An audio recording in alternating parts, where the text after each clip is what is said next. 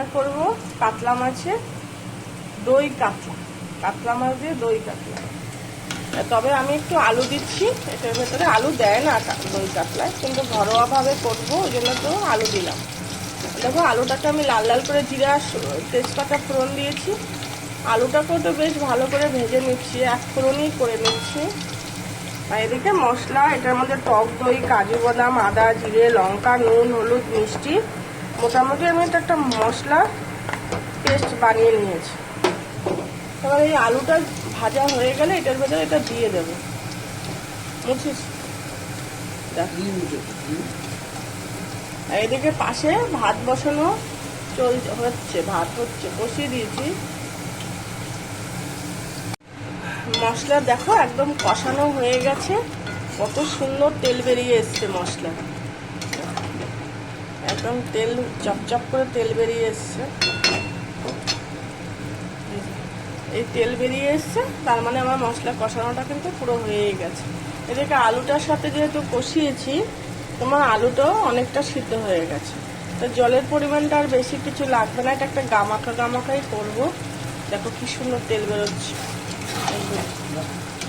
যেহেতু কাজু বাদাম আর টক দই দেওয়া আছে তো, তাই এত সুন্দর একটা মশলার তেল বেরোচ্ছে। তেল কিন্তু খুব একটা আমি বেশি দেইনি রান্নাটাতে।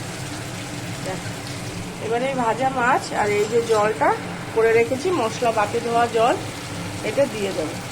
মশলাটা একটু কষানো হোক, জলটা ঢেলে দিয়ে দিচ্ছি।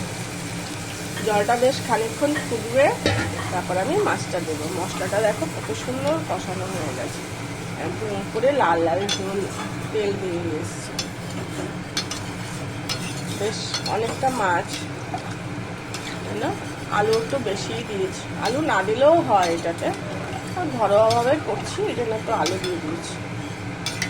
আর এখন তো শীতকাল আসছে, নতুন আলু উঠবে বাজারে। আমার তো নতুন আলু খুব ভালো লাগে।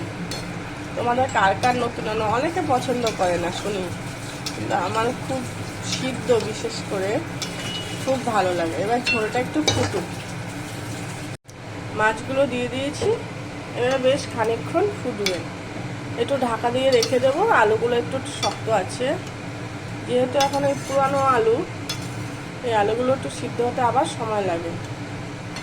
বেশ মাছগুলো দিয়ে দিলাম দেখো, আর সাথে গরম মশলার গুঁড়ো একটু ধনে পাতাও দিয়ে দিয়েছি, আর নুন টুন সব দেখে নিয়েছি।